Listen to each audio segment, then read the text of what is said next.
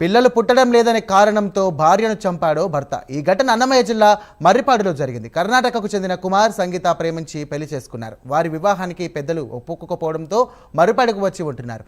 అక్కడే ఓ రైస్ మిల్లులో కూలి పనులు చేసుకుంటూ జీవిస్తున్నారు.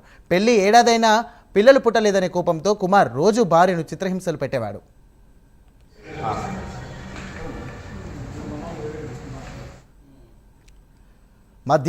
మద్యానికి బానిసైన కుమార్ ఓ రోజు పథకం ప్రకారం భార్యను చంపేశాడు. ఆపై భార్య ఉరివేసుకొని చనిపోయిందని గ్రామస్తులను నమ్మించాడు. శవాన్ని కర్ణాటకలోని తమ స్వస్థలం బాటకుర్తి తీసుకువెళ్లి కాల్ చేశాడు. మర్రిపాడు గ్రామస్తుల సాయంతో హత్య జరిగినట్లు నిర్ధారించిన ఎస్ఐ మధు భర్తను అదుపులోకి తీసుకొని విచారించారు. చివరకు హత్య చేసినట్లు కుమార్ విచారణలో ఒప్పుకోవడంతో పోలీసులు అరెస్ట్ చేసి రిమాండ్కు తరలించారు.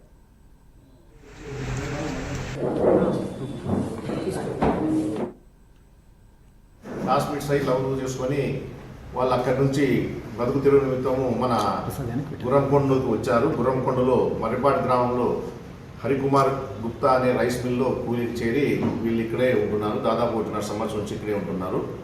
వీళ్ళిద్దరూ ఆ మిల్లులో కూలి పనులు చేసుకుంటూ జీవిస్తూ ఉంటారు.